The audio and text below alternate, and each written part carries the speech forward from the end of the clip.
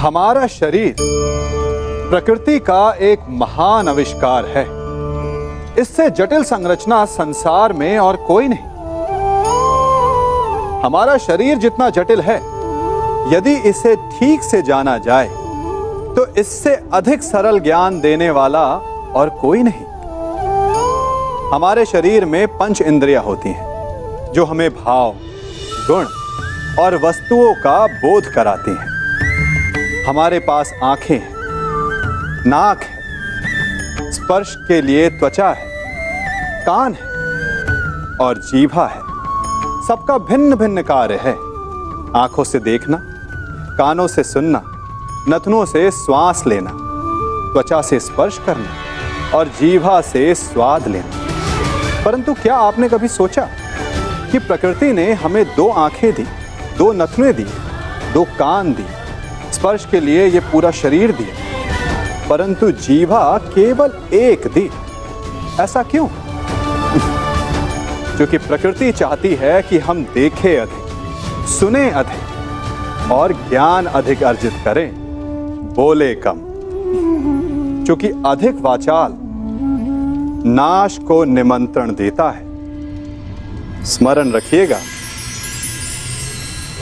मनुष्य का विनाश उसके पाप कर्मों से होता है। यही नियति है।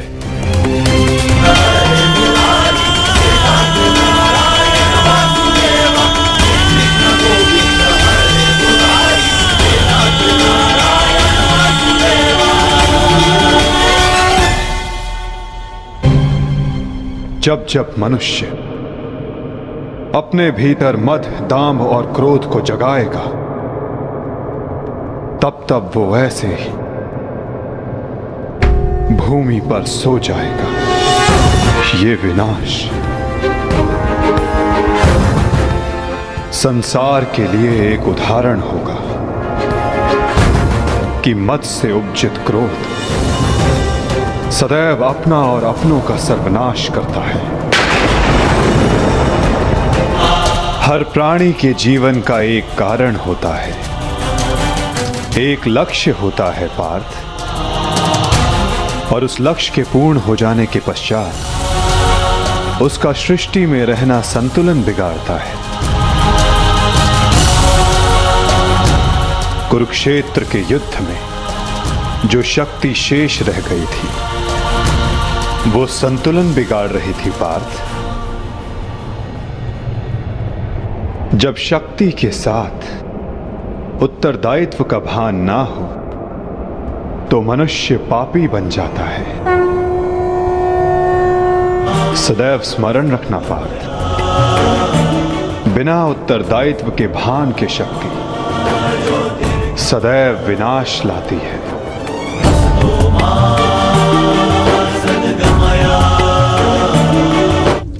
सागर तो आप सभी ने देखा होगा, बाहर से कितना उन्मुक्त और भीतर से कितना शांत।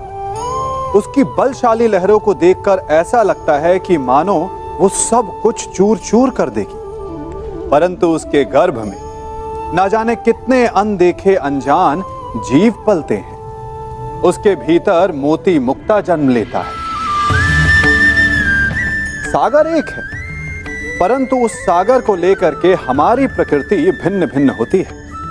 कोई उसमें तैरता है तो कोई उसकी लहरों का आस्वादन करता है, कोई उसमें अपने पांव भिगोता है तो कोई उसके भीतर जाकर मोती मुक्ता बाहर ले आता है, तो कोई तट पर बैठकर सागर की लहरों को निहारता है, कोई उसमें जीवन का आरंभ देखता है तो कोई उसमें अपने जीवन का अंत देखता है।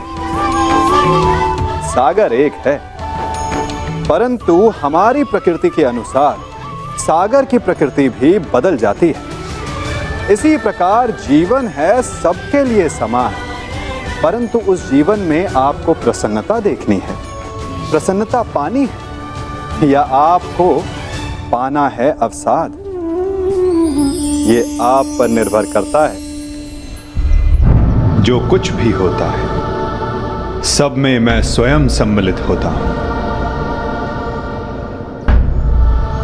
कर्म के चक्र को कोई नहीं टाल सकता। त्रेता युग में मैंने जब श्री राम का अवतार लिया था, तब उस युग में तुम वीर वानर वाली के नाम से प्रसिद्ध थे। और उस युग में मैंने बाण चलाकर तुम्हारा वध किया था, और उस कारण हेतु आज तुम्हारा बाण मुझे आकर लगा है। मेरे जीवन का उद्देश्य धर्म स्थापना था, और अब जब धर्म की नींव रखी जा चुकी है, तो मेरी उपस्थिति इस धरती का संतुलन बिगाड़ देगी। हर मनुष्य इस धरती पर एक उद्देश्य लेकर आता है, और उस उद्देश्य को पूर्ण करना उसका कर्तव्य होता है। मैंने अपने जीवन का उद्देश्य पूर्ण किया, और आज तुमने अपना कर्तव्य पूर्ण किया व्याध। किंतु जब जब धरा पर अधर्म और अन्याय बढ़ेगा, मैं तब तब लौटकर पुनः आऊंगा। मैं जा रहा हूं, किंतु मेरी सीख गीता का ज्ञान बनकर समस्त संसार में शेष रहेगी। वो बालकों की चंचलता में होगी, इस संसार के कण कण में होगी। रूप बदलेगा, किंतु मैं सदैव रहूंगा। शरीर का अंत होता है, किंतु जो अमर रहता है वो है सीख। कभी आप ब्रह्म मुहूर्त में जगे हैं? जगकर आकाश की ओर देखेंगे तो पाएंगे कि भोर होने से ठीक पूर्व रात्रि तनिक अधिक घनी हो जाती है। अर्थात जब समस्याएं अपनी चरम सीमा पर होती है तो उनका हल निकट होता है। परंतु जो इस अंधकार से हार जाता है वो इस अंधकार में डूब जाता है, और जो संघर्ष करता है वो उस अंधकार से उभर आता है। सदैव स्मरण रखिएगा, अंत चाहे कितना भी अंधकारमय क्यों ना हो, उसके पश्चात एक नया आरंभ फूटता है, एक नया उदय होता है। चक्रवात के पश्चात जो शांति छाती है, उसके पश्चात प्रारंभ होता है शुभ जीवन का, शुभ भविष्य का, शुभ नव प्रारंभ।